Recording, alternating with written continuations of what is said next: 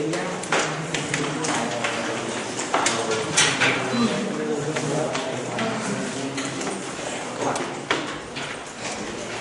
EAS 230, higher level language. Are you excited? No? Who's excited? Who's not excited? Who didn't decide yet? Okay.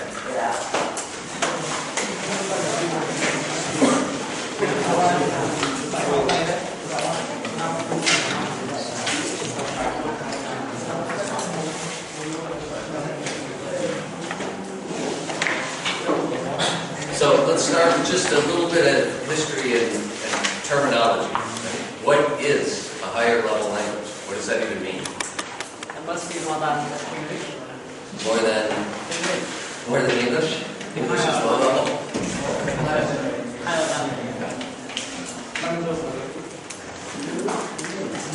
Well, what is the basic piece of a computer? What is at the very bottom of everything in a computer? A binary system, right? Why is it binary? What's a computer made from? There was a brilliant breakthrough, right, of a certain device, and that device is the thing that made a modern computer possible. And that what is that called? Transistor. And what's special about a transistor? It passes electrical signal in one direction, but not the other direction. Right? It acts like a block in one direction. It acts like an open pipe in one direction, like a block in the other direction. Right? So this creates the possibility of binary operations. And it's customary these days to write a binary as either 0 or 1.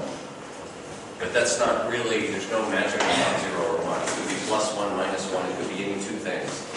But the point is, there's only two possibilities. So we're used to writing things in a system where, say, 21 is equal to 6, 7, 1, 2, 3, 4, 5, 6, 7. Right? That's what 21 is supposed to represent. Because we write this in a so-called base. What's the base of this? This way of writing numbers is based on a base of, well, base. Who knows? This is a base 10. So in base 10, the first digit, this is from 1 to 9. The second digit, this is the number of 10. If there was another digit out here, this would be 100. So each digit is on a base of 10 times the one before. So when we write 21, what we mean is 2 10s plus 1, 21. In a base 2 system,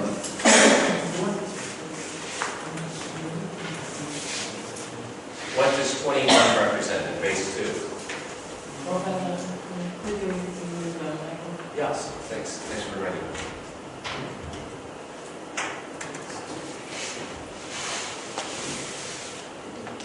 So what is 21 in the base 2 system?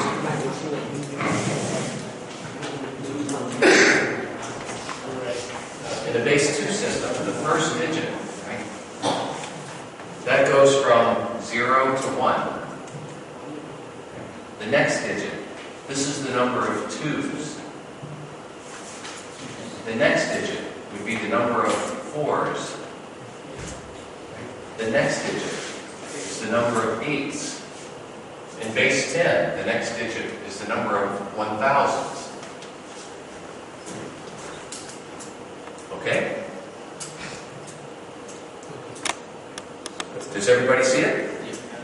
So 21, if I write 21 in a base 2 system, how would I write 21 in base 2? How would I write that in base 10?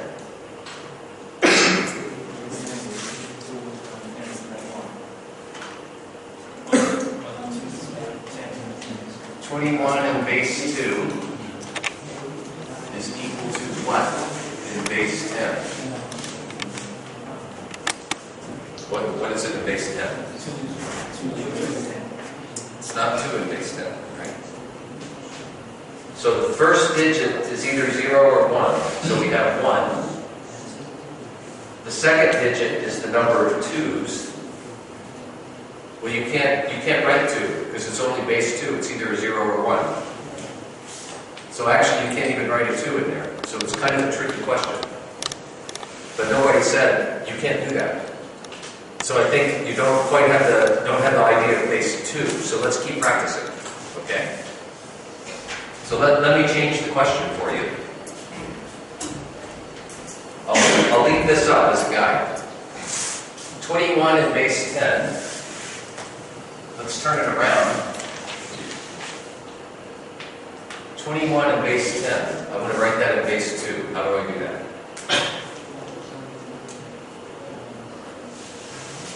Well, let's see if we have enough digits yet. If I write 1, 1, 1, 1, that would be 8 plus 4 plus 2 plus 1. That's equal to 15 in base 10, right? It's not enough. So I'll go to the next digit, which would be the number of 16s. So if I write 116, right? If I put an 8 in there, that would be like 24. That's too big. So next I should put a 0. Then I can add 4. That would give me 20. That's okay. If I add 2, that would give me 22. It's too big. So make this 0 and 1.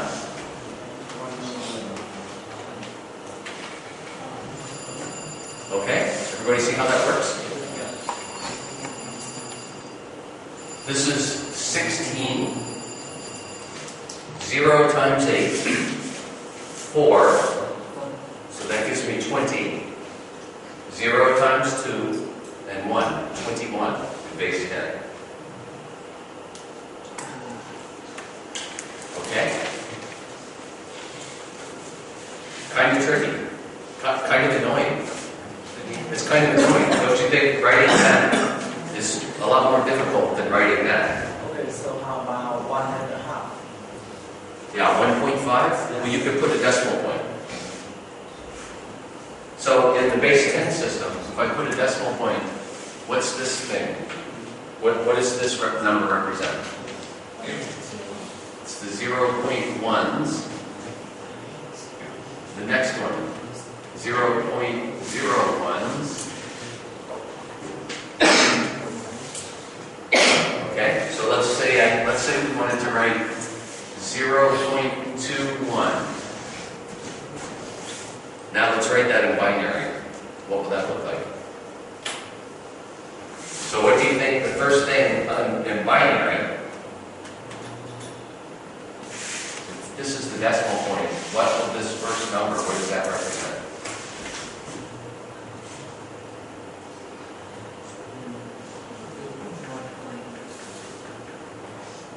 This represents 1 over 10 in base 10. So this represents 1 over 2 in base 2. So this is the 1/2. Next to that are 1/4. Right? Next to that, 1 over 8. If I want to write 0.21 in base 10, that's smaller than 1/4. So in base 2, it would look like 0 1/2, 0 1/4. I could put 1 in for 1/8. Now this is going to become annoying. Right? 1/8 is in base 10, that's 0.125. So the next thing is 1/16.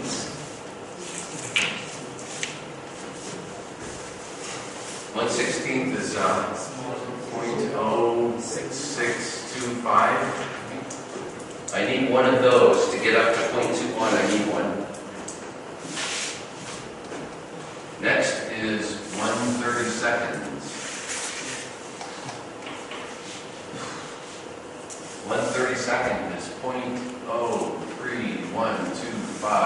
So let's see, if I add this all together, so far I have 5, 7, 8, 9, and 1, 2. Whoops, that's too high, right? That would be too high. So I don't need one of those. Take this off. Next would be 1/64. Okay, can I stop? Or do I have to keep doing this? You get the idea, right? Yeah. Okay, so it looks like a real pain in the ass. Do you know that expression in English? That's a good expression to know in English. What's your ass? Who knows what your ass is? Yeah, this part, right? So something that's a pain in the ass, that's slang. It's sometimes a little bit rude, but it's okay, you know, people of your age, it's okay to say something like that. But maybe you don't say it to your grandmother. But yeah, it's a pain in the ass to do binary numbers. Now the computers, when computers were first built, it was a bunch of little pieces of electronics on a board that were transistors. They were all either 0 or 1. Somebody has to figure out how to turn all those zeros and ones into something that the rest of us understand. Okay, so my original question, what is a higher level language? When you get on your computer, don't you like to type something like, right? That's nice. Right? Or maybe you type start or password. You type something like that, okay? Inside of your computer, there are thousands of translations of this higher level language. And the end of all those translations is something crazy like this, or like this. Down at the bottom of the computer somewhere is binary, okay? Have you ever heard of Bill Gates? What's Bill Gates? Among other things, he's the richest man in the world. Yeah, he's the head of the Microsoft company. What was the original Microsoft product? What was it that made him rich? Yeah, so there was something called DOS.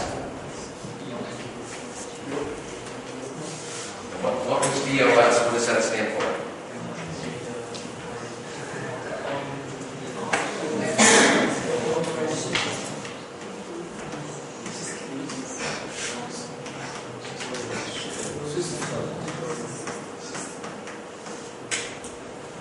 When computers first came out, there were only a few people that could ever figure out how to get it to do much of anything. And the reason is, this logic becomes so difficult and so annoying and so complicated. A lot of people couldn't figure it out even if they wanted to. They're just not smart enough. But even people that were smart enough, it was just too difficult. It took forever to figure out how to do one thing. So Bill Gates, his big idea was write an interface that will take normal words and turn them into the ones and zeros that actually make the computer do something. Yeah. So he wrote this thing called the disk operating system. Nowadays we call all the basis of the computer is just plain operating system. And his main product right now is what do we call it today? Windows, right? So it's evolved. I couldn't name all the generations in between disk operating system and Windows, but there were a lot of changes.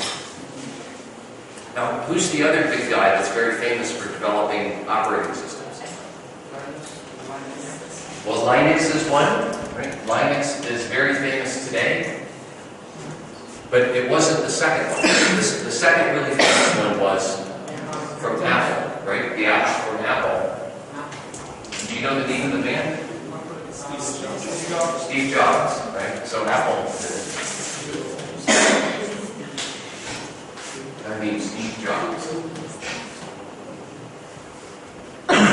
So this is still evolving. It still evolves. Every year these companies come out with new operating systems, higher up, right?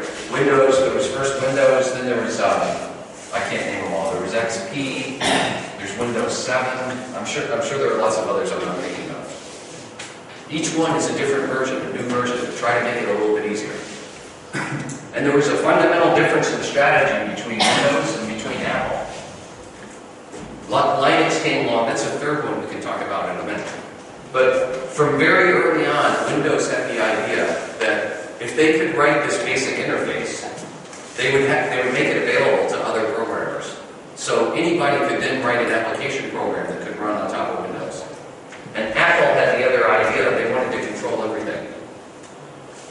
So for a very long time, Windows grew really fast because anybody could add something to Windows. And if you bought a Windows-based computer, you could also buy other software from any other person. And Apple didn't have that idea. Apple wanted to buy everything from Apple.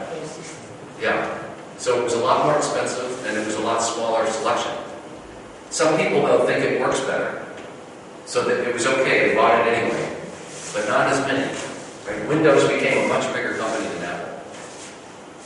Then, in more recent times, Apple started doing things like MP3 players, iPhone, iPad. Right? That's a completely different product from operating system. But in the beginning, Apple made operating systems. Okay, any questions about that? So, we still haven't exactly answered what is a higher level language. I'm not sure there's one perfect answer to that question, but in the concept that's usually put out is that there are three levels. There's the basic system, which is sometimes called machine level or machine language. And this is really the first transition from ones and zeros into something that looks like words. Right? That's the machine language level. And that usually is the operating system. If you take your computer apart and you look inside, what you see are a bunch of tiny electronic devices, just electronic pieces. And what happens inside of those pieces? Voltage, current. That's it. There's little tiny pieces of electricity moving around inside of those pieces. And who's controlling that? Who's turning that into something useful? The operating system. Okay, then based on the operating system, the next level is something where an application that you really use over and over again, and that would be a higher level language. Okay? So if you're wondering, what the heck is this course about, higher level languages? It's supposed to be about this level, this higher level. We're going to write programs in the class. How many of you have written a program before? See, you can tell how old somebody is, maybe, or at least how old they are in their technology, based on how they would answer that question. I don't know if you can tell or not. I'm a few years older than Andy. When I was a student, there was almost nothing that you could do without writing the program yourself. Really simple stuff. I had to write a program for myself. When Andy came along a few years later, he still had to write most of the programs for himself, but there were some out there that he could use that somebody else already wrote. You can come along today, and you could probably go through your whole career without ever writing another program. But who controls the curriculum? Remember how we set the curriculum? We talked about it in the other course. How does the curriculum get set for the program? It's a big argument about the faculty get in a room and they discuss how much fluids, how much solids, how much dynamics, how much math and computer science. And the guys that control that argument, they're all old guys like me. And we all think you still need to learn how to program. Okay, because you don't want to be always waiting for somebody else to write the application that you need. Right? Maybe you need to make some calculation. Let's make one up. Maybe your job is to figure out one central water tank storage system for the university. How big does it need to be? Where should it be located? You need a program to calculate how much power it will take to distribute the water around campus, how much pipes you need, so on and so forth. Very specific to this campus. Right? You can either hire somebody outside and pay them a lot of money, or you could know how to write that program yourself. So the idea of this course is to help you to learn how to write these programs yourself, how to write your own application program. class, we're going to study 3 higher level languages. I think that's not quite true. I think what we're really going to study is 1 main higher level language, 1 application that's based on Windows, and 1 that's sort of in the middle, but in my opinion is the most useful one of all for engineering. Okay, so let me see what they are.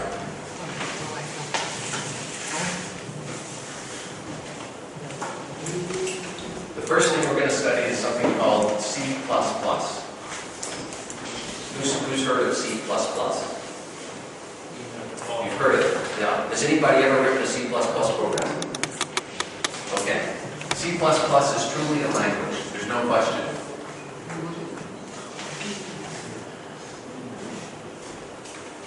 The next thing we're going to study is Microsoft Excel. Who has studied Microsoft Excel? Used it for some things, right? Have some familiarity? What kinds of things? Have you done calculations inside of Excel? Yeah, okay. So I believe, personally, I think this is really more like an application.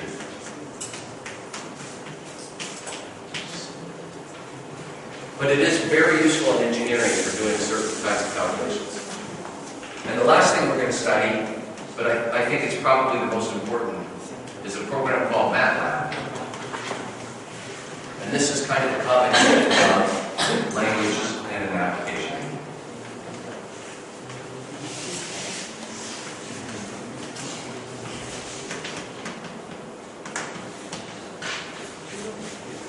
And I think in 2011, today, more engineers around the world used MATLAB than any other program to make their calculations. But not everyone.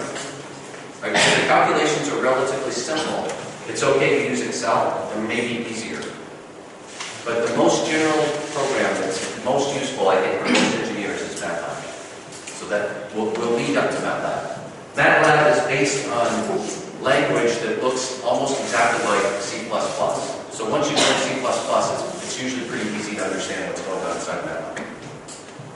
Okay, any questions about that? Now, this course has available a very large number of computer files that you can take home. You can study them on your own, you can read them on your own. There are lectures, PowerPoint presentations, example problems. Then there's also a lot of exercises, the ones that I will assign. Homework problems, projects. If you add it all together, it's probably a couple of hundred different files. I need some efficient way to transfer them to you. So, Mrs. Ha has a copy of a CD that has them all on there. One possibility is that CD could get passed around and everybody copies it. All right? I don't know how efficient that is. Another possibility is I could send an email that has attachments, not all of them at one time, but a few at a time. Maybe like 1 week ahead as we go through the semester. But to do that, I need to have one address that is a listserv for everybody. And I think there is one, right? You must have a listserv for your group, for K44 Advanced Program. So could somebody send me an email that has the name of the listserv in it? And then I can send an email back to the listserv. Okay? And let me give you my email address. So I have, my university email address is harder for me to use here than a Yahoo, so I'm going to use a Yahoo address here. Okay? So please send your emails to joel2005 at yahoo.com. You know why it has 2005 on there?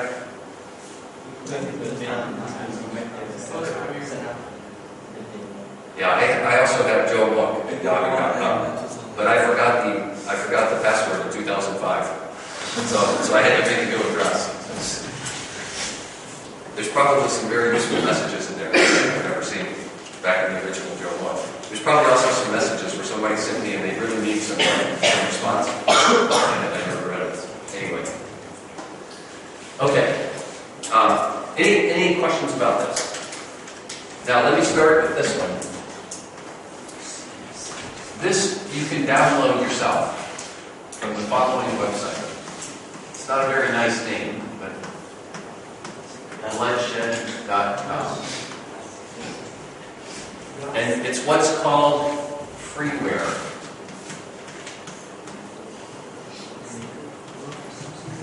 Who knows what freeware, what does that mean? Free software. It is free. Yeah, I mean it's free in the sense that you don't have to pay. But the people that write this program, and there's lots of freeware out on the web. The people that write these programs, they make it available to other people for free. It's a nice thing. It's a very nice thing. Most of them also appreciate a donation, though. If you think it's worth something, you can send them a little money. So I'm going to make a proposal. I want to propose that we go ahead through the C++ part of this. This is for C++ language. Okay? And the one you want is called VBC++.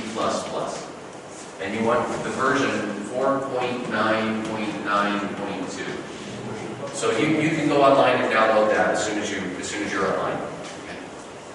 So I think after we do C++ for a week or two, we'll have another discussion and see if you think it's worth anything. And maybe what we can do is we'll take the collection, if you want to put in $50 or whatever, and then I can send it to the developer if you like. If you don't want to, it's completely voluntary. You don't have to. Okay. All right.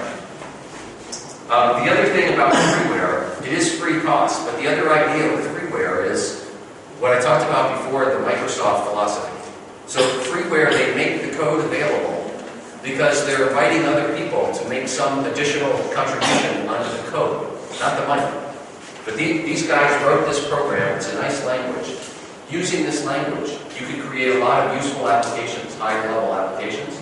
And so they would like for you, if you do that, to also make it free to other users. So the idea is that everybody benefits, everybody helps each other. Okay, so that's also the idea of free and free. Okay, any questions about that? Then Excel and MATLAB, I believe you should have TNUT licenses. Mrs. Ha told me you have them. So you should be able to get that software off of the university server. You may have Excel already on your PC. When you bought your computer, if you got a copy of Microsoft Office with it, Excel is always part of the Microsoft Office package. You guys have used Excel? Do you have it on your computer? Yeah, okay. It's pretty common to have it. All right. What do you think?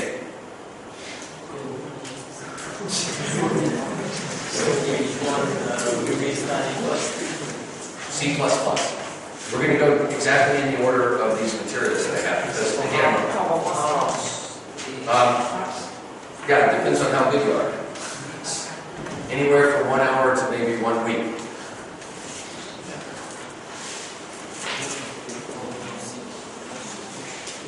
Okay, so when we say a program, what we're going to do is be writing a program. We're going to write a lot of them, actually. And I said at the beginning, when I started my career, you always had to write a program. Right? Almost everything you wanted to do. So let me give you a simple example that I gave the other day. Well, first, let's ask for a definition in words. So, using words, what is a program? A computer program? What does that word mean when you hear the word program?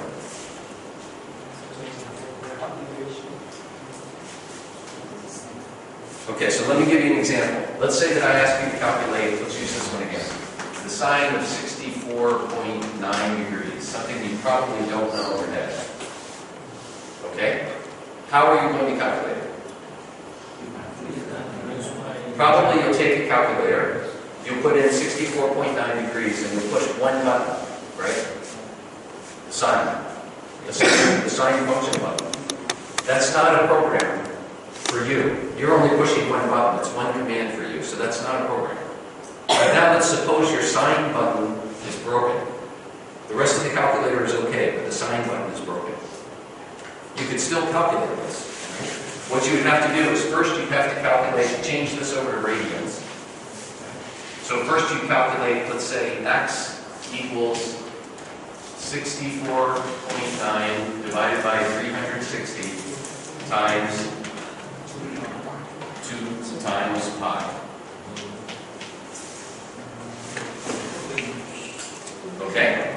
Except you can't do all that at one time, right? So first you would calculate, first you punch in 64.9. Then you punch the divide key. Then you punch in 360. Then you punch equals. Now you have this part. Then you punch the multiplication key. Then you punch 2. And you have this part. Then you punch equals. Then you punch the multiplication key. Then you punch 2. Then you punch equals. Right? And now you have x. How many keys did you punch? How many operations? There's one for the division. There's the equals. There's times. There's 2. There's times. So maybe you had to punch something like 10 buttons just to get to the x part. Now for the sine of x, that's equal to x minus x cubed over 3 factorial plus x to the 5th over 5 factorial minus x to the 7th over 7 factorial. So now you start calculating this part. So you already have x, you need to store it. Maybe you need to write it down somewhere because you have to keep calling it out again. And so you put x times x equals, and divide it by 3 times 2, 6. And then take x and subtract that, and you get this part. And then you put plus, and then you have to calculate x times x times x times x times x equals slash. Okay? Now you can do it, right? It's not that difficult. Maybe after, I don't know, 5 minutes, you've got the sign. You would have to sign it. Everybody agree? Okay. When you push the sign button on your calculator, inside your calculator, all of these operations are taking place. Somebody has written a program that's buried that you don't see. But in your calculator somewhere, all of those button pushes, 20 button pushes, 30 button pushes, those are inside your program. They get repeated. Why? Why bother? The answer is really easy. Because maybe tomorrow I ask you this one. And you have to go through the exact same button pushes over and over and over again. The only thing that changed is one number. But you have to go through all of those button pushes and make all these calculations over again. It takes you 5 minutes. Okay? And then the next day I say,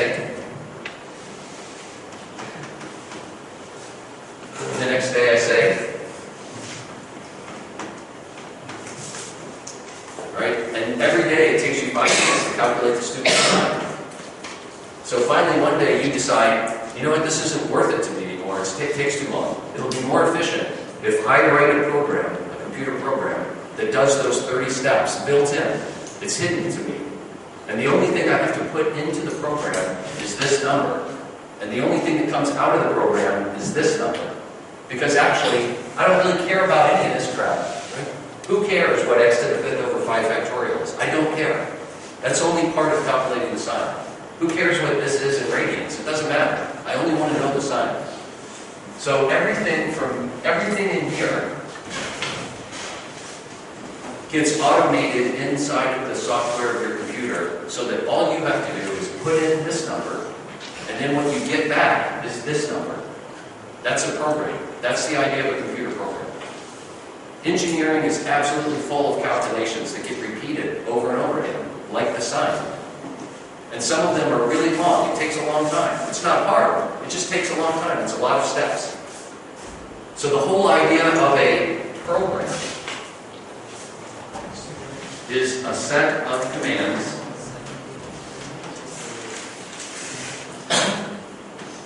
to automate some kind of calculation. Now, we just did the example of the sign. This, you got to admit, sign is pretty easy. Right? Look at how many button pushes it would take you to calculate a sign. Think about it, right?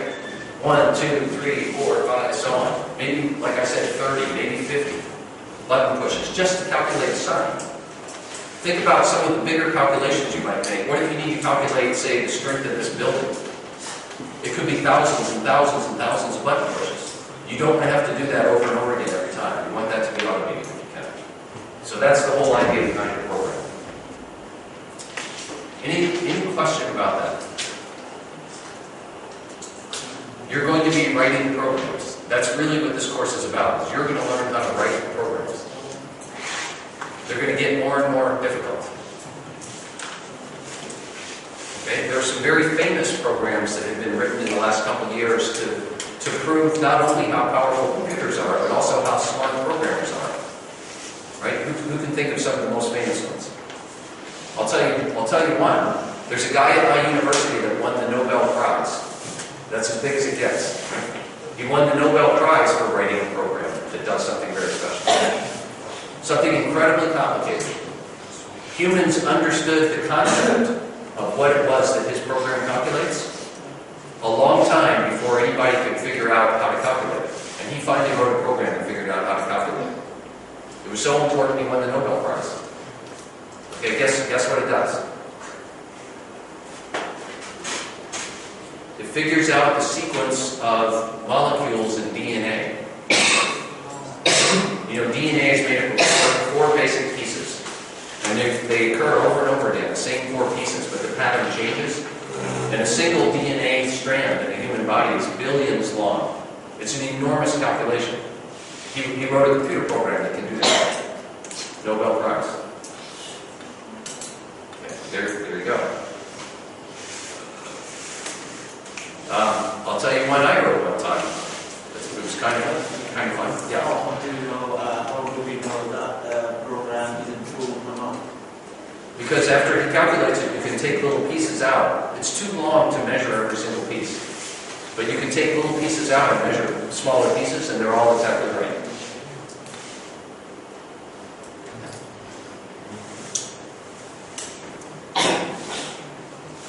That's one example of a program, a huge program. How many commands go into a program? It depends on the complication. Some programs have millions of commands. So I gave you this example where I said you might have to push the button 30 times. Some calculations would require you to push the buttons on your calculator millions of times. Millions, just to make one calculation. And don't forget, look how hard this is. Look how easy it is to put on your calculator 64.9/360. That's easy. Imagine you had to do it in binary. Oh, correct. First you got to figure out what 64.9 is in binary. Then you got to figure out what 360 is in binary. And then you have to figure out how you do the division of two binary numbers. How do you divide one binary number by another binary number? Who the hell knows how to do that? Nobody knows how to do that. Somebody knows how to do it, luckily for us. Okay. So that's the idea of a program. Now, a key element in all programs are what we're going to call variables.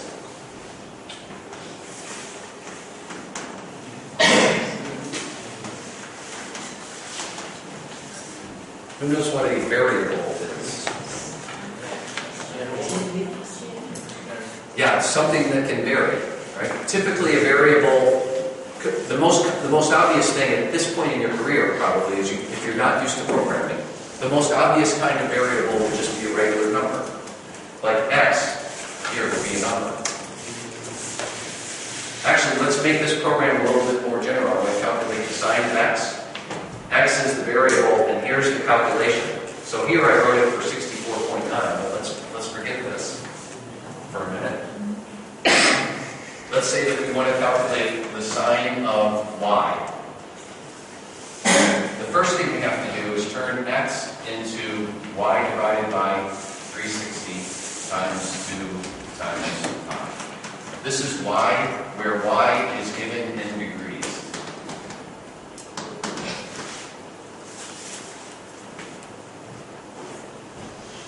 Okay, so y is something that you're going to input.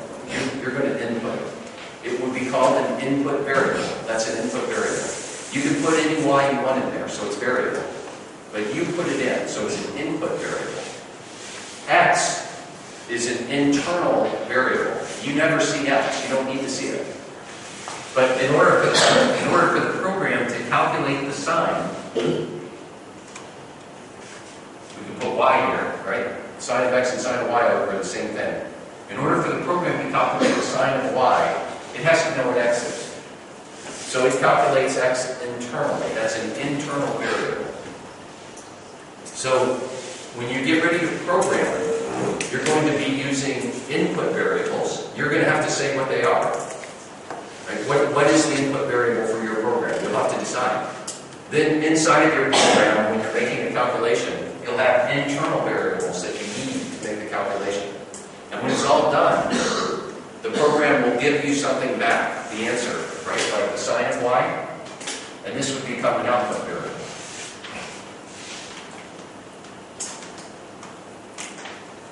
So this would be, y would be the input variable. In this case, sine of y would be the output variable. It's common in an engineering calculation to have a lot of both kinds. Maybe thousands of both kinds. I think I talked the other day about working on an automatic landing system for an airplane. So an automatic landing system, the one that we worked on, should kick in from approximately 8 kilometers or so away from where it touches down. So there's a trajectory from 8 kilometers down to 0 that the airplane is supposed to fly. So when we calculate how we think the plane is going to fly, we calculate that whole flight, all the way from 8 kilometers down to 0. That's thousands of points along the way, or hundreds. I mean, it depends on how precise we want to make it. We were calculating at approximately 20 times per second. And from 8 kilometers away, the flight might take 30 seconds, 50 seconds, somewhere between 30 and 50 seconds to land. So 20 per second, 600 points, 1,000 points. So our output could be 600 or 1,000 points. Okay? Except, there's not just one output. So we'd like to know what the altitude of the plane is. That's one output. We want to know what's called the range, how far away it is. That's another output. We want to know how fast it's going. That's important. Right? It's not good enough just to get to 0. If we get to 0 going 2,000 kilometers an hour, we still have trouble. We want to get to 0 going 150 kilometers an hour. So we need to know how fast it's going. We need to know what's called the pitch of an airplane. The pitch is how high the nose is compared to the tail. So when a plane flies, it can point up or down a little bit. As it comes in for a landing, it normally points up because that helps to slow it down. But it can't point up too much, or the tail will hit first instead of the wheels. Right? So it has to be down at the end. So we want to know the pitch. We also want to know what's called roll. Right? If I have an airplane flying towards you, this is roll. Roll is extremely dangerous. Why? Yeah, the wings have the lift, right? So all of the lift of the airplane is coming in the wings. If the wings are flat, if I'm flying flat, the lift is straight up like it's supposed to be, to hold the plane up. If I have a little bit of roll, the lift is perpendicular to the wing, so now the lift is this way. So first problem is, there's not enough going up, and the plane starts to go down. But the second problem is, some of it is going this way, so the plane starts to go like that. So the plane goes down and turns when you roll. So it's important to make sure it's flat, so we calculate the roll too. Okay, so I've named altitude, range, speed, pitch, roll. That's at least 5 different variables. And I want all of those things at every point along the way, maybe 1,000 points. So the output of my program might be 5,000 output variables. Right? All 5 of those things at 1,000 different points. Okay? Okay, good. Now, this program is interesting. I talked about how hard it is to make how long it could be to make a calculation. The program that made this calculation could run for 1 hour to calculate one trajectory down. All right, and that's a computer running, doing millions and millions of calculations. You could spend the rest of your life with a calculator and not make it one time to the ground, not be able to calculate. It's just too much. So it has to be done with the program. But on top of that, the point of the automatic landing system is to be very, very robust. You know this word? It's a good word to know. What does robust mean? general, it means something that's strong, sturdy, reliable, tough. Okay? That's what robust means. So we use that in control systems too. Some of you are interested in controls, dynamics and controls. You're very interested in a robust control system. You want the system to be reliable no matter what else is happening. It has to be strong and reliable. So now back to my airplane. Today I'm landing. It's 30 C, no wind. Daytime, bright sunshine. Later I'm going to land. 24 C, 30 kilometer per hour wind, raining. In November I land, 8 C, 10 kilometer wind from behind, snow maybe, something like that. Every day is different. So to make sure this automatic landing system is going to work, on the input side, we have to run it over and over again with thousands of different inputs to represent all of the possible conditions that the plane might have, because we don't know. We want it to work every time. We want it to be robust. It's got to be strong. It's got to be tough. If the wind is blowing, I still have to land on the same runway. If the wind doesn't blow, I have to land on the same runway. If it's 40 C, I have to land on the same runway.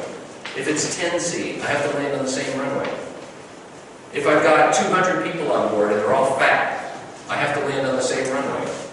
If I've got 3 people on board and they're all skinny, I have to land on the same runway. If I filled the plane with gasoline in the last airport, so it's pretty heavy because it's got all this gas, I got to hit the same runway. If I'm a cheapskate and I didn't buy any gas at the last 5 airports, and there's that much gas left, I still have to hit the same spot. Every time I come in, I got to hit the same spot. So to make sure it works, I have to do the calculation over and over and over and over again, every time with a different set of input variables. And each time it's done, it will give me a different output. And the thing I'm looking for in that case, the thing I'm looking for is that I get the same output every time. If I do that, I successfully designed a robust control system. If I don't do that, I can't sell it.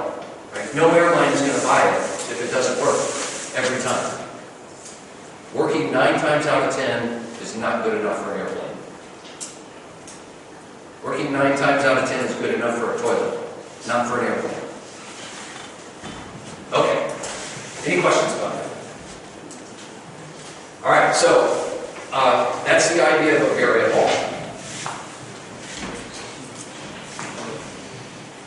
And a lot of variables have different physical forms, different mathematical forms. So the most common one is just what I'll call a regular number. This is my word, it's not an official word.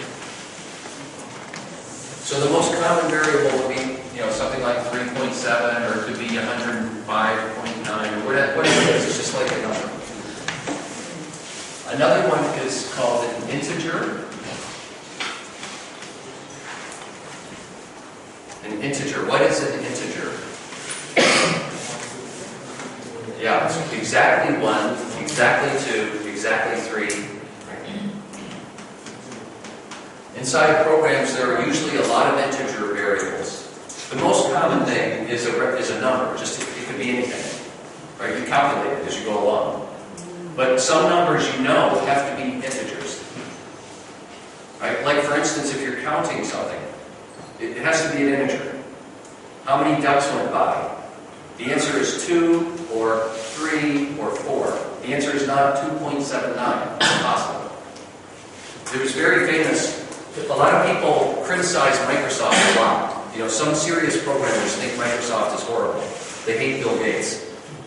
One of the famous things is it used to be on Microsoft, if you ask Microsoft to count to 10 inside of Windows, the answer would look like this.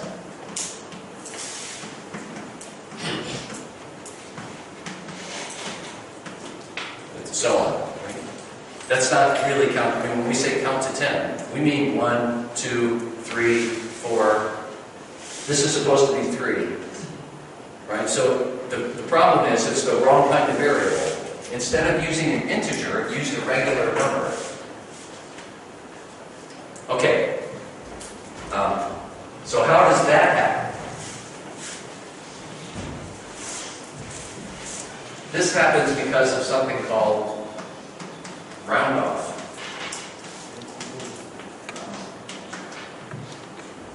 Round-off error. Who knows what round off error is?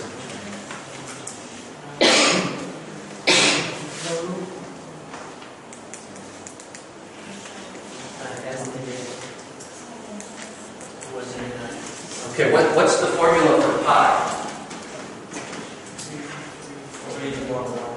No, that's the answer. What's the formula? What's the fraction?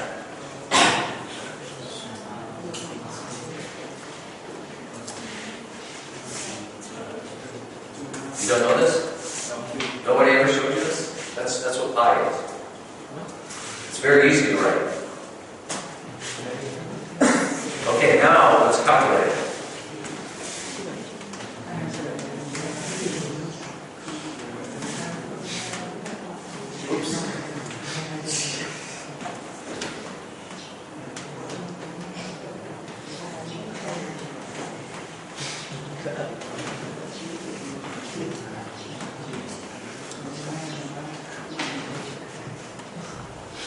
Okay, what's the maximum number of digits that anybody ever calculated pi? Do you know?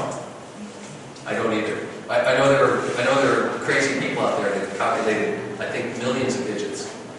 There's a very famous mathematics lecture hall I've been to in Paris, and it's a big hall. I've seen a lot of people, and it has a round. The wall of the hall is a round, and at the very front of the hall, in big letters, it says 3.142 blah blah blah. And as you keep going around the room, it just keeps going. It goes all the way around the room, and when it comes back around, the numbers get smaller and smaller, and then it gets smaller and smaller, and it keeps going.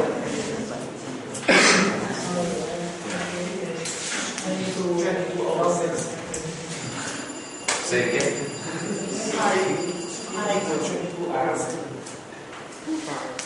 Oh, it's 22 over 7. Sorry. Yeah. Good. Okay. So the exact answer for pi is 22 over 7. But if I go to store it in a computer, I need to put in a number like this. Well, I have two choices. I could let my entire computer, all memory, 200 gigabytes, 3 terabytes, however much you want. I can fill it up with more digits of pi. Or I could say, I need to do some other things with this computer. I have to limit the size of how many numbers I put in for pi. So I just decide somewhere to cut it. That's it. I'm done with pi. It's no longer pi, right? It's not exact. Whatever I cut off should be part of pi, but it's not in my computer. That's called round off. You round off the number. You just say, that's enough. I've had it. So all calculations, this is a really important thing to understand about all these languages and all computer use. All calculations include some round-off error. It's inevitable, because nobody is going to store all the digits of every number. So there's some decision that's made up front. How many digits will I allow for each number? The bigger number of digits for each number, the less digits I could possibly store. So if I want to store a lot of different numbers, each one has to be smaller. Not a smaller number, but a limited number of digits. Does everybody understand? Yes? No? Yes. Okay, when I first started programming, memory was really difficult to come by. It almost didn't exist. The first computer that I had, this was the total memory. That was the total memory of the first computer I had. 64K. 64K. It's like less than one email. That was considered to be a fantastic computer. My friends all said, how did you get that computer? 64K. That's how small it was. Okay, it's amazing. You don't have any idea how quickly it changed. Okay, now let me tell you what happened in 64K. In that computer, they made a decision that all numbers would be stored to 7 digits. That's it. So something like pi, the first 7 numbers, it would store those. After that, too bad. So you could make this calculation, for instance.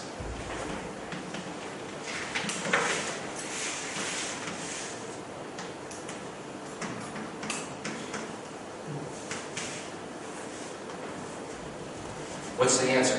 One.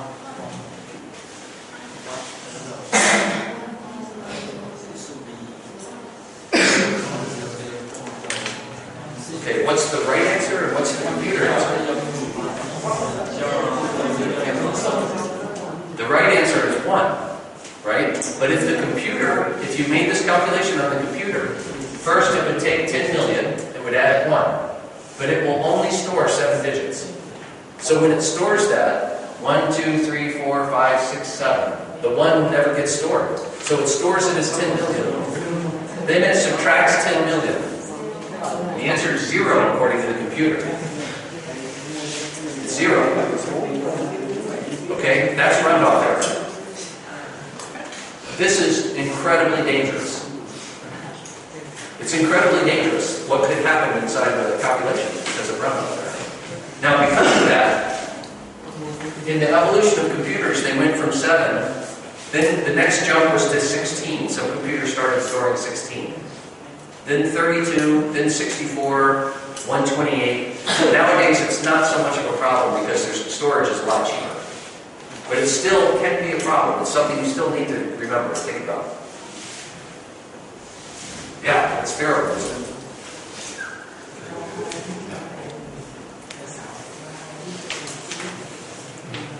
Okay. So, we were talking about integers.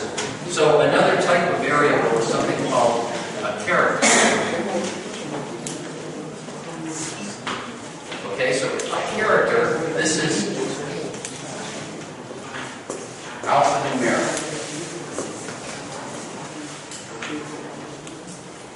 Okay, what does alphanumeric mean? Yeah, it's like A, B, C, maybe it could be percent sign, could be minus sign, whatever you want. So in some programs, it's important to be able to store characters. Some things that are not numbers you want to be able to store. So that's another type of variable. So these are the 3 main types that we have in computing. Integers are usually used for counting. Right? Characters, we'll see some special examples of when you use characters, but in almost every program you use characters at least for doing some of the input-output interface with the user. So for instance, on your computer, you might want to have, if you're going to do that sign function, you might want to be able to print a line. You type sign on the computer, and the computer types back, please input the angle in degrees, something like that. How do you get the computer to say that? You have to use character variables. The computer has to know that you mean for it to write an A or a B or whatever. And so then you type in the angle in degrees. And then the computer prints again, the sign of, and it puts your angle in there, is equal to, and it gives you the answer.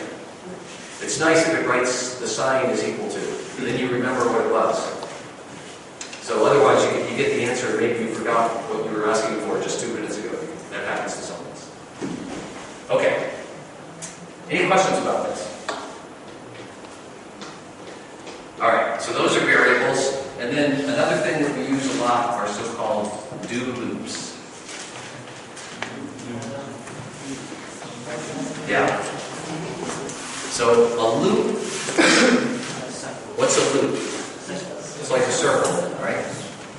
So the idea of a do loop is there's a set of commands that you want the computer to repeat over and over again, but each time it makes those calculations, each time it does those commands, it's going to do it with a little bit different input, a little bit different start. So I described the airplane landing. So let's say that I want to test my airplane landing system for every possible speed at 8 kilometers between 150 kilometers an hour and 300 kilometers an hour by 1 kilometer an hour difference. So that would be 150 times I'm going to make this calculation for the different speeds. Now I don't want to sit there and type in 150 times. Calculate the landing thing. Input 150. Calculate the landing thing. Input 151. Calculate the landing thing. Input 152. Right? I'd be there all day. So I make a loop in part of the program And the loop repeats the calculations over and over again. And somewhere in the loop, it changes the value of the starter once per cycle. So the first time through the loop, it uses 150. And automatically it changes that to 151 for the second time through the loop. Automatically changes it to 152. So I don't have to keep doing it. Right? Let's go back to the sign. Suppose you wrote that little program for the sign. Maybe it's a lot more convenient for you to just print a table with all the signs on it, and then you just look it up instead of calculating it every time. So you put a do loop on the outside. Calculate the sign for every degree from 0 to 360. And that do loop has 360. Maybe that's not enough. Maybe you need 1/10 of a degree. No problem. Make the do loop 3,600. And each time it changes y by 0.1. Maybe that's not enough. You need 1/100th of a degree. No problem. Make the do loop 36,000. See how beautiful that is? For the same amount of work on your part, you can set it up to calculate whatever you want. That's the whole point of doing the program, is to save you work, make the computer do it. So now you've got the computer calculating 36,000 times it calculates the sign. So remember when we started, you were going to calculate the sign one time by punching 30 times different buttons. Now you have the thing automated that it will calculate the sign 36,000 times in a row, and you don't have to touch another button. You just wait for the answers to come out. It's beautiful. Right? We're the dog. You know this expression? The tail is wagging the dog. Did you ever do that? Yeah. The dog is supposed to be in charge of the tail. The dog should tell the tail when to wag. So we have an expression in English, another good one to know. Sometimes we say the tail is wagging the dog. That's when the guy who should be in charge, who should be controlling everything, somehow it got turned around and he's the one that's doing the work that the other person should be doing. So that's us and computers. The computer is the tail, we're the dog. So we want to write these do loops and write these variables and make the computer do all of it. Right? Okay. Any questions about that? So we're going to be writing variables, we're going to be writing do loops, we're going to be writing input and output statements. In fact, that's the first thing we're going to do, and we're going to do it in just a few minutes. So input and output statements so that we can get information into the computer to tell it what we want, and output so that it gives us the answer when it's done. Okay, any questions?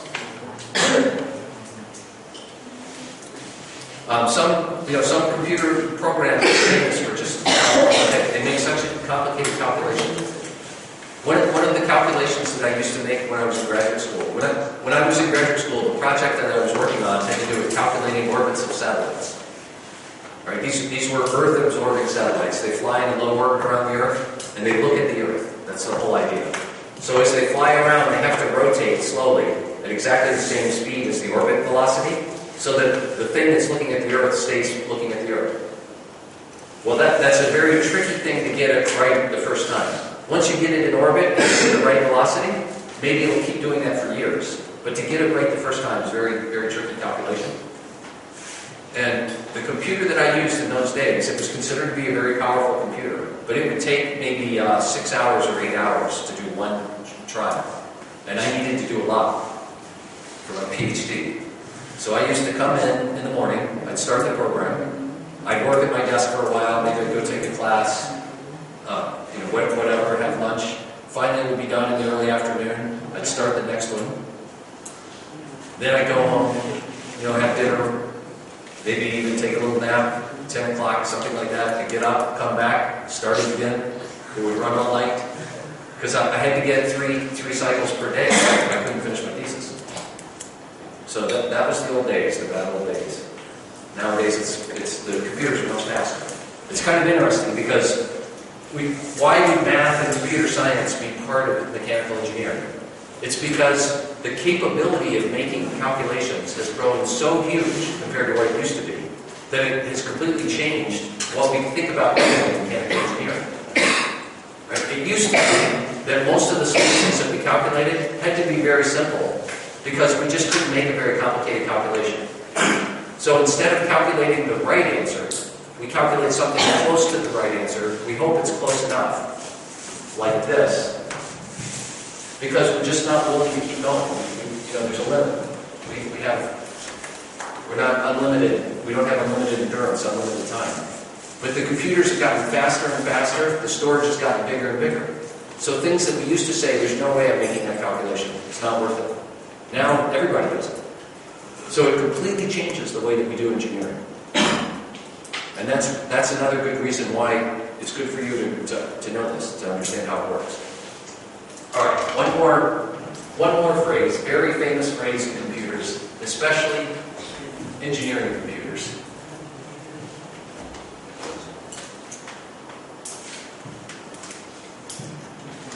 GIGO, who knows what that stands for?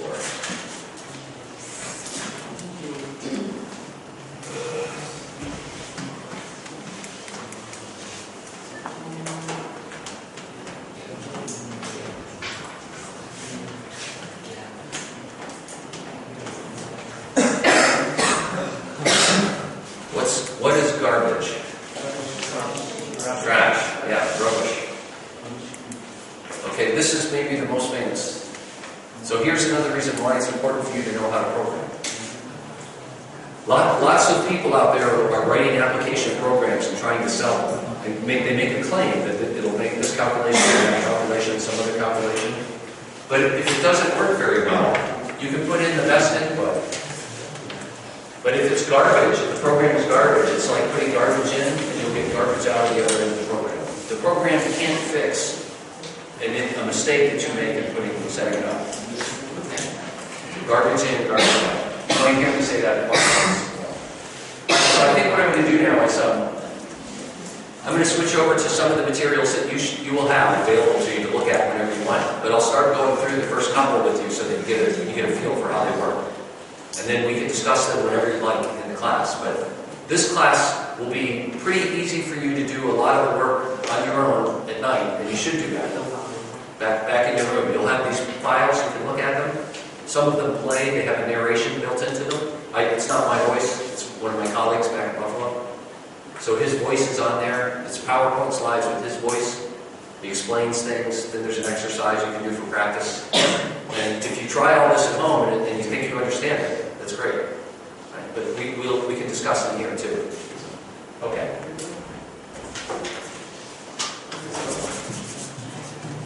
What's that?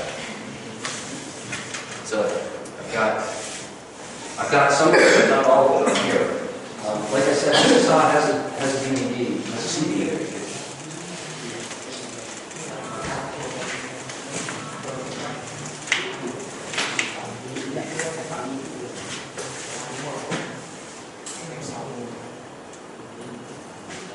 Okay, so first of all, do you see this file called alt-text? Well, let me do this one first. Here's the syllabus for the course. What is a syllabus? I think you probably got a syllabus in the other advanced program classes, right? Syllabus is something like the rules of the class.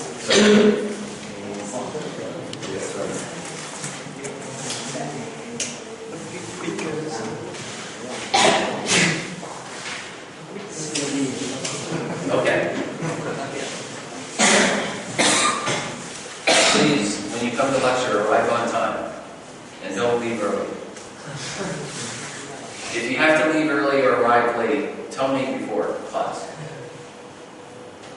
Do not carry on conversations with other students. Again, that's just a courtesy to each other. I assume that some of you, at least, are here because you'd like to hear what I have to say. So don't interrupt those people, the rest of you. And let me just say something on the side about all engineering professors. Nobody probably admits this to you, but I'm going to admit it to you. I've had a very successful career. I'm pretty happy with the way things have turned out for me. I make a pretty good salary. I'm comfortable with my finances. Yeah, I'm not going to say exactly how much, but I'm comfortable with it. And I have a tenured position. I'm a professor.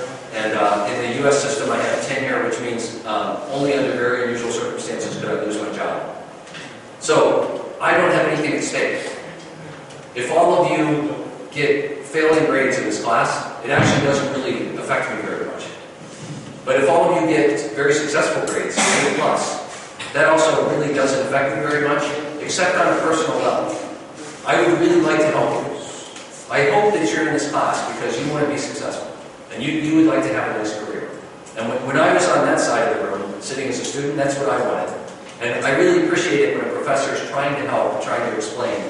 And even if he isn't very good at it all the time, some professors are better, some professors aren't so good. But the point of the professor being in the class is to try to help you.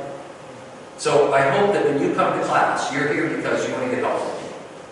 If you don't want to get help from me, it's okay with me. It doesn't matter to me. Right? That's okay, but don't come into class if you're not going to come because you want to get help from me, because you bother the other students. All right? So I'm serious about this. No hard feelings. I don't hate you if you don't want to come to class. It's fine. I still love you. But I do hate you if you come to class and you just talk, and then other people can't hear you. So that's not nice. Okay, so that's this one. I think it's a good idea to turn your mobile phone off. Actually, we haven't had any problem with that in here, so no problem. It may be helpful for you to bring your laptop with you.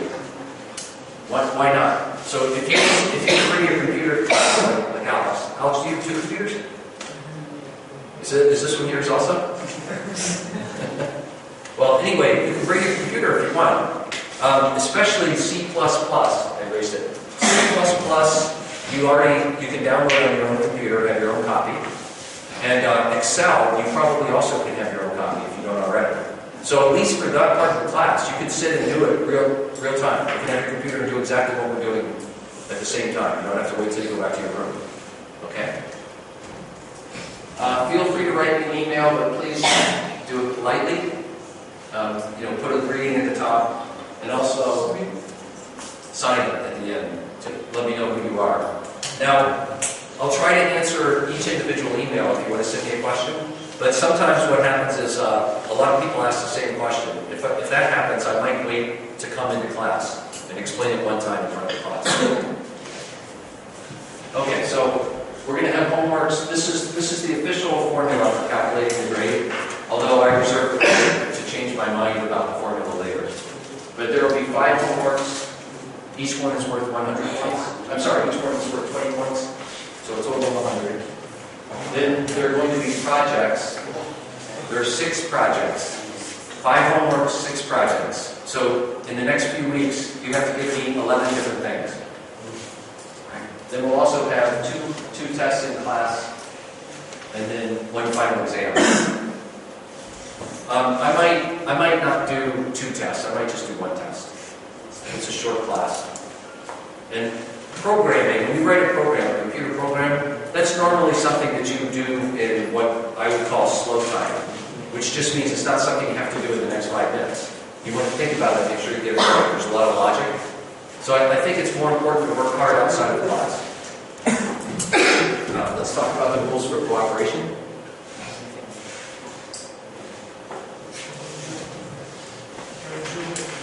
Can you zoom in? Zoom? Yeah. Where's it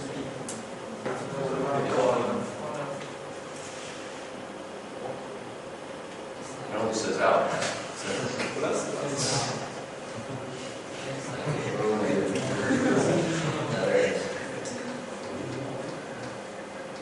Okay. All right, so this says late assignments. This says the first 48 hours minus 28%. After 48 hours, 0. Okay. So you need to keep up. You need to do things on time. I can tell you that in this class, this is one of those classes that is extremely difficult to catch back up if you fall behind. Because a lot of the things that happen in this class are not really very logical.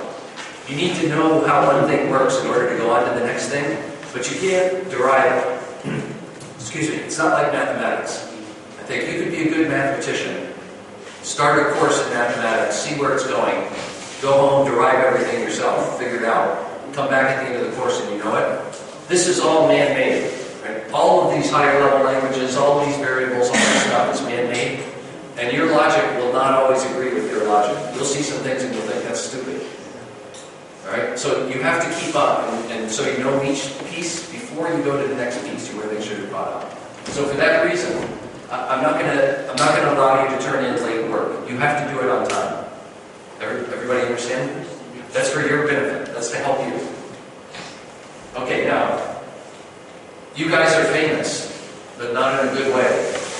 Sorry for the cooperation that goes on inside of the class sometimes. Collaborate and do the same work and copy each other's work. So I want to be very clear about what my rules are in this class.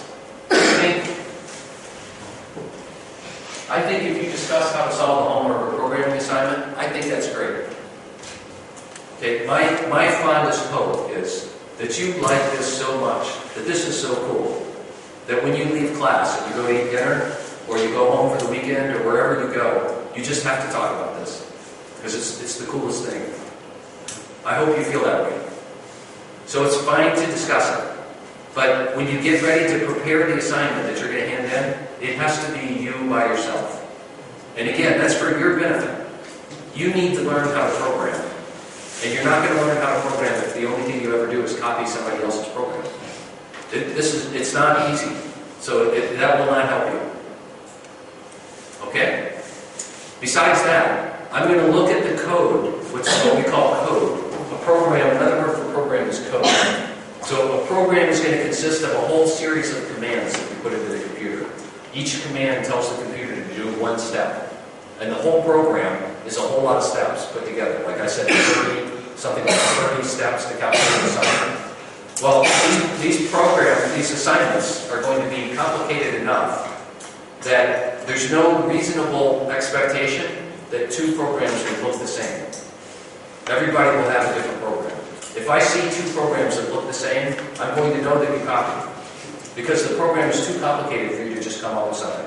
It's like I told you to go away and write a 200-word essay on your favorite vacation. And if two people came back and they had the exact same words about the same vacation, I know that's not possible. Okay? It's the same idea with these computer codes.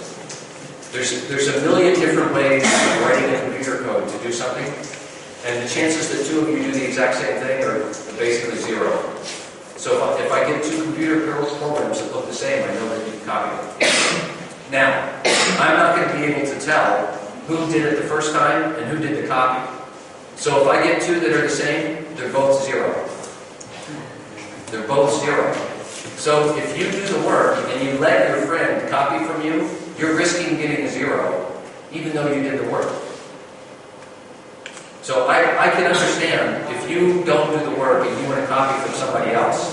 I can understand that. But I can't understand why, if you do the work, you would let somebody else copy from you and get zero credit for your work. To me, that's crazy. But if I see two that are the same, they're both zero. I can't figure out who wrote it and who copied it, so I don't try. Okay. Any questions about that? All right, let's move on to the textbook.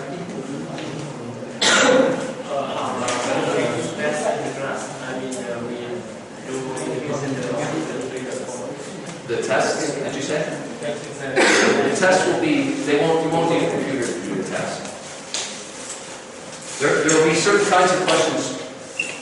Remember that a program is going to consist of a bunch of, maybe I've pushed the wrong thing.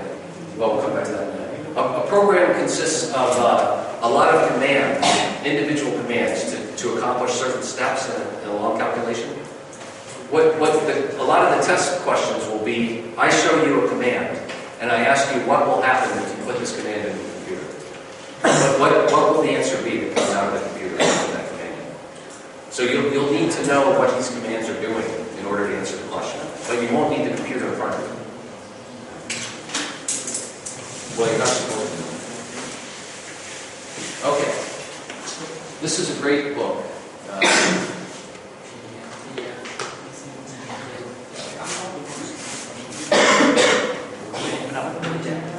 Is this the same that it is? Okay, why did it just go?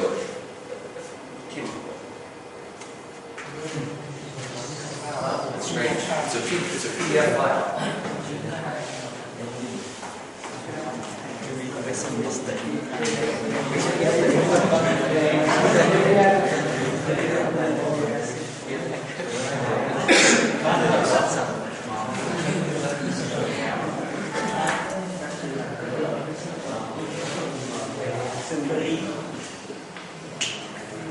so you're going to get a copy of this book.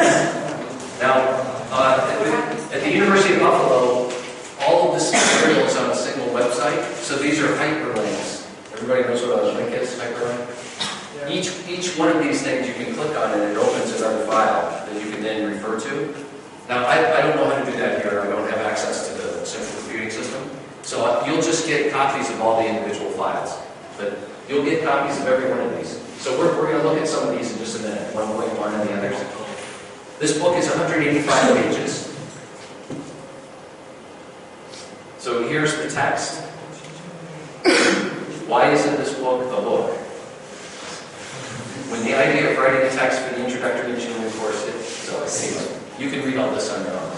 So I think it's a very good idea for you to try to read ahead of where we are in the class, so that you've already had it once in your head before you come to class. And then when you hear me or when you're asking questions, it's not because you haven't ever read it.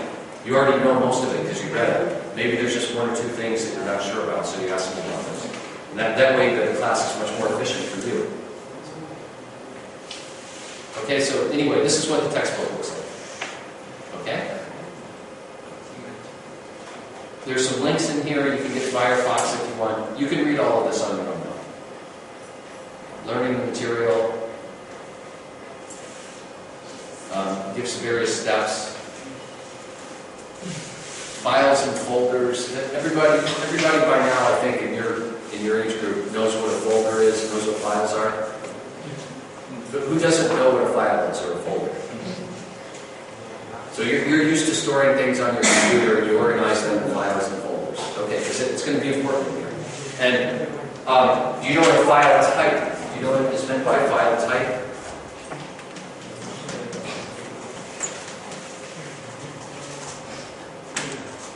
So on your computer right now, you probably have, I don't know, maybe 10 different file types. If it's in Microsoft Word, right, that's called a file type, a Word document. Yeah, and it has some name and .doc. So DOC is the file type. So all files have a file name and a file type. The file type for C++, we're going to do that first. The file type for C++ is CPP. So the first set of files you'll be working on will be CPP files. What is it for Excel? Do you know? XLS, right? This is for Excel. And we'll see when we get to MATLAB. It's a little bit strange, but we'll see that. We'll wait till we get there.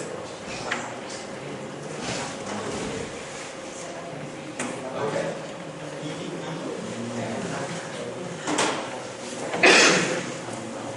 This talks about, here are some of the file types we'll be using. Right? And really, like this X and this M, that depends on whether or not you have more recent versions. My computers still have an old. I just have XLS, but you might have XLS X or and so C++ for the program files and so on. Yeah, M files are for MATLAB. Except there are lots of different versions of MATLAB. It keeps getting upgraded. M was in the older version. I think the newer one actually uses a different file type. But we'll have to wait and see which version is on the TNUT system. My version at home is old. And it's everybody knows how to move files around. There's a little exercise in here.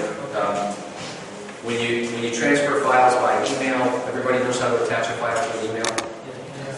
Anybody that never did that? You can also write them on a thumb drive, right? You can move them that way. You can write them on a DVD.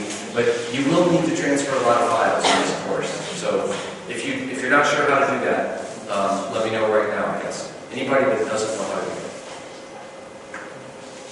Okay. So were you holding up your hand or were you laughing? Okay. Well, if you you need to ask me about it, you can ask me about it. You can also read it here in the book. Okay, so this is your textbook. Right? Any questions about it? Chapter 2 will be programming in C++. Okay, now, I'm going to go back to the desk. So here are lectures, right? And there are examples, but there's chapters 1.1, 1.2, 1.3, 1.4, 1.5. So if you noticed on the textbook just a minute ago, there's section 1.1, 1.2, 1.3. So with each section, there's a lecture. And each lecture has both PowerPoint slides that have a lot of information. You can just read the slides. The text for the slide is underneath it, or you can listen to the narration. Just listen to him talk. So let's do one. So we'll try the first one.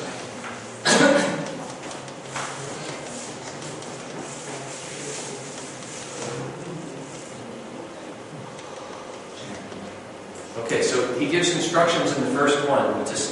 Do you have are the speakers on, Alex? Or loud enough? I can put this. Let's see.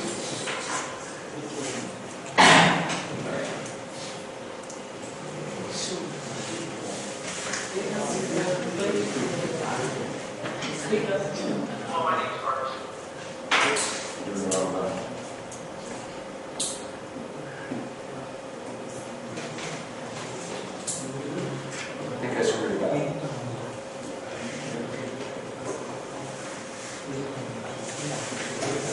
Let me start over. But if you want to get out of it in the middle, you can just hit escape key. Does everybody know that one? Actually, let me pause for a minute. How many of you have used PowerPoint? Has everybody used PowerPoint? Yeah. Okay. Have you used PowerPoint with narration? Yeah, there's an audio file embedded in this PowerPoint. Okay, well there's a couple of extra control keys you can use to start the audio and stop the audio. Probably the best thing though is just listen to the whole thing. The longest ones are maybe 20 minutes. Some of them are only 2 or 3 minutes, just for one topic. So. And you can always hit pause. You can always pause it. So. All right, I'm going to start this one.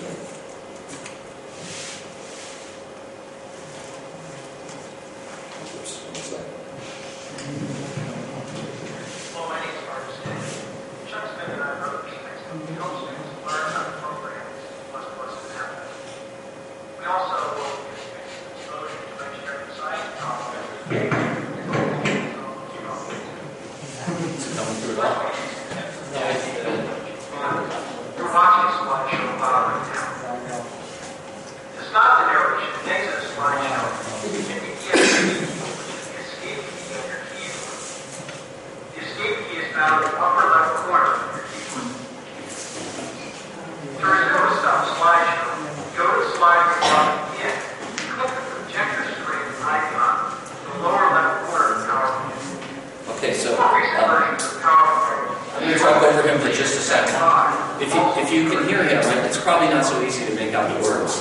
It should be better on your home computer. You can even put on headphones. But he's saying exactly what is written on the slide. So if you don't want to listen, you can just read it. Or you do both at the same time.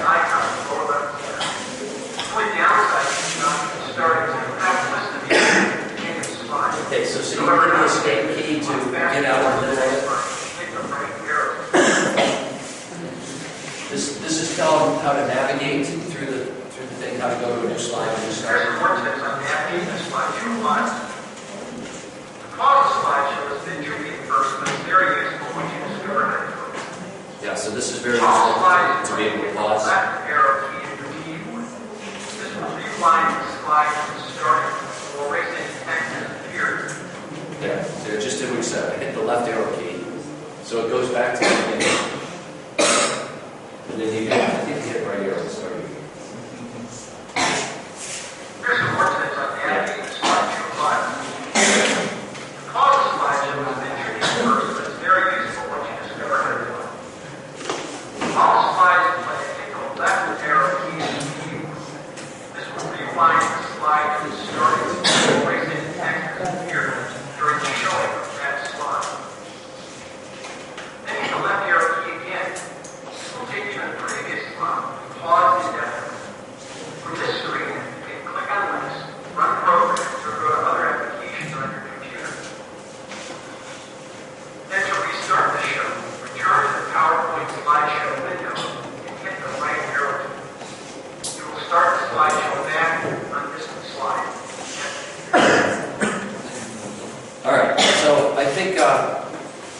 think there's no point in me playing this all the way through now. Right? I think everybody can go home and listen to it. But to do that, you need a copy. Right? So I'm going to need to email this to you. And Casper, you're going to send me the listserv address? Okay, so I'm going to send you an email that will have the textbook in it. That's that PDF file. The first one we put up, 185 pages. That's about 1 megabyte. Some of these are really big. Yeah. Yeah, I can do that too. Copy it onto this computer. Is that something that's easy for you to spread? Okay, well why don't you, I'll let you put it where you want, but you can copy that whole thumb drive. That thumb drive has a lot of stuff on it. Okay, so you're going to get the textbook. You're going to get about 10 of these lectures. Some of the first several in Chapter 2. Now, the Chapter 1 lectures up here. That's okay.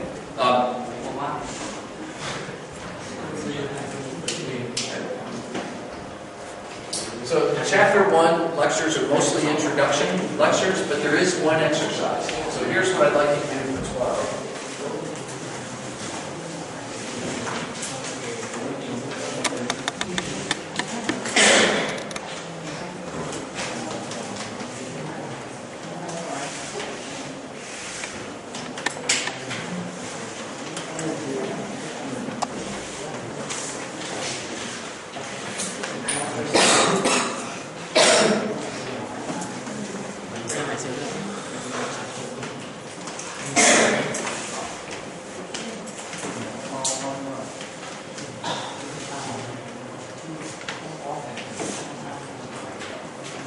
Okay, so the first thing you should do is you should read the textbook, whatever the next section is that I tell you that we're going to be doing next. So for today, you want to do Chapter 1, the whole thing.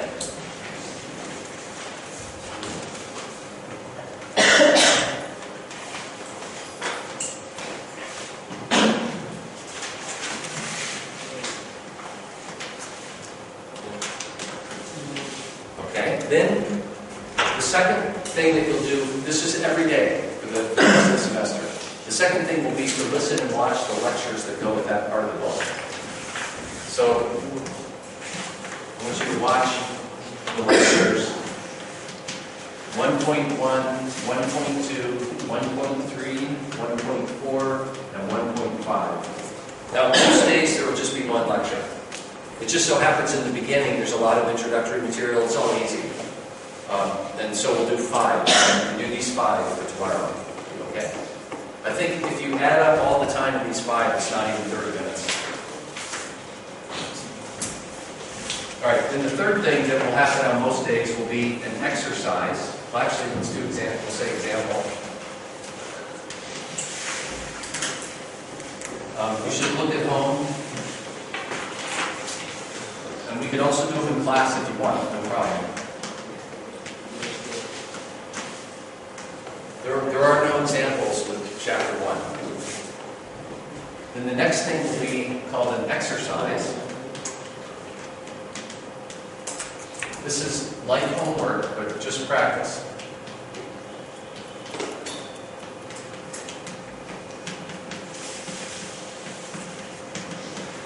There's no reason at all for you to not do the exercises every day.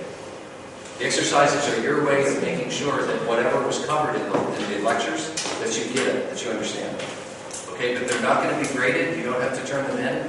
So there's absolutely nothing wrong if you can't figure it out. But make sure you try hard to figure it out so that you know whether or not you understand it. Because like I said, in this class, this is a very difficult class to catch up. We're going to keep going forward. It's sort of like learning a language. That's exactly what you're going to be doing. So imagine you're trying to learn a new language like English. You skip the first 10 classes and you show up on class number 11. And the teacher's already speaking English and you don't even know one word. So you have no chance of even understanding what he's talking about. So you have to build. Every day builds on the day before. So make sure you do the exercises. And there is an exercise.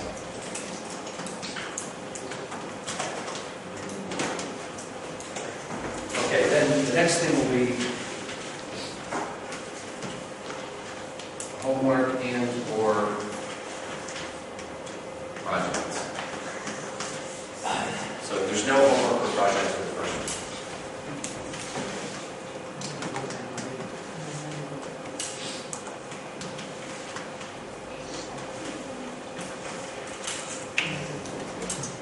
Okay, now I'm gonna add one thing to this, which is make sure that you have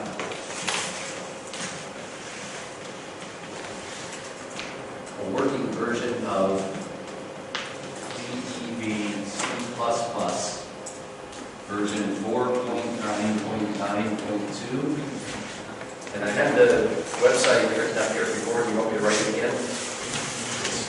You can get this from www.watershed.com.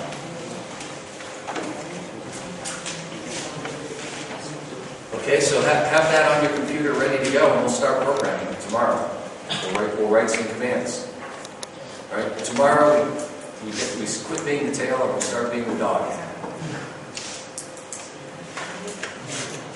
All right. There's another saying I always like. Some days you're the statue, some days you're the pigeon. Yeah, the pigeon. Do you understand that saying? Yeah, you say some days you're the pigeon, some days you're the statue. So what happens between pigeons and statues? The statue stays still, the pigeon lands on it and goes to the bathroom. So the statue ends up covered with the stuff from the pigeon. Yeah, so that's another thing. So some days you're the statue, you end up, and some days you're the pigeon. You want to be the pigeon. Okay, so we'll start programming, and I think you'll have a lot of fun with it. I'll just give you an example of an assignment I got when I was a student. It was kind of fun. I don't know if anybody likes to gamble. Gamble, yeah. Okay, well, so maybe we'll do some gambling assignments on the computer. But for example, you can. Most computers have built into them, most languages have built into them something called a random number generator. Okay, do you know what that is? MATLAB definitely has it, C++ has it. So a random number generator.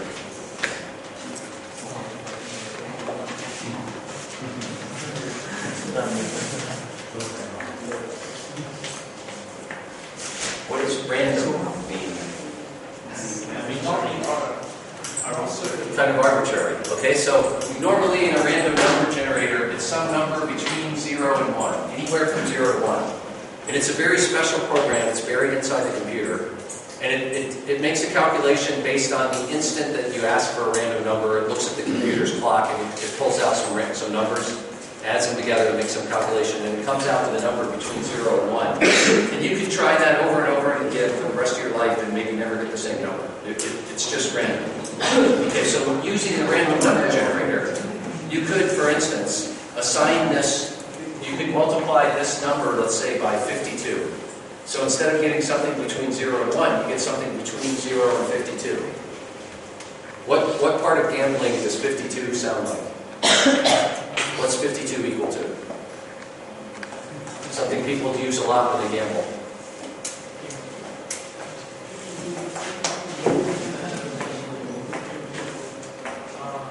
You have 52 cards. So I can use a random number generator, and every time it generates a number, I multiply by 52. So for instance, if it comes out to be 1/2, then I would get 26. And so then I might make up a table, and each one of those numbers represents one of the cards. And so now I have a computer that can deal cards. It can deal out cards. So now I can play against my computer at poker, for instance. The random number generator, it generates the cards at random, just like it's supposed to happen in real life. Or some of the guys I play poker with, I don't think it's random. There's moving cards all over. It's supposed to be random. It's supposed to be you mix the cards, and then the order is random. So you get the Queen of Hearts, you get the 2 of Diamonds, whatever. So you can program your computer so that using the random number generator, it deals cards. One of the programs I wrote when I was a student, you know the gambling called craps? Craps in English? Craps. It's a very famous gambling game. You play with 2 dice. Right? You roll the dice down the table. So one dice can be anything from 1 to 6. The other one can be anything from 1 to 6. So you can get a 2, a 3, all the way to 12. So depending on which number you roll, different things happen in the game. But it's a very famous gambling game. So one of the homework problems that I got assigned when I was learning how to program was I had to use a random number generator and program a computer that would act like it was playing craps. So every time you would start the computer, it would generate two random numbers. Those would get turned into two dice with an output between 1 and 6. And then you could say, okay, the computer rolled a 3 and a 4. All right, I win. Or it rolls a 1 and a 1. Oh, crap. That's what it's called, craps. When you lose, you say, okay, crap is not a very nice word, but it's nicer than another word. It means to say crap. Sounds like you know what that word is.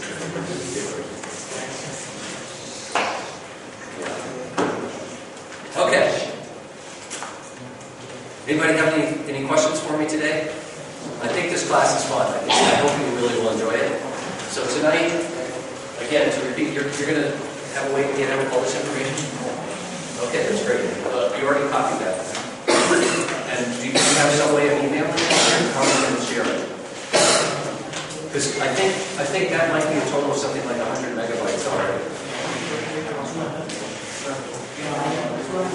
That's 200. It's 200 already. That's no problem. You can spread 200 around. Okay. Okay. Read chapter 1. Watch the lectures. Do this exercise and download this program and make sure it runs. You'll get an executable program. So once it's on your computer, you should be able to start it. Even if you aren't sure what to do with it, it should start. Okay? Okay, good. Thanks. Vamos a la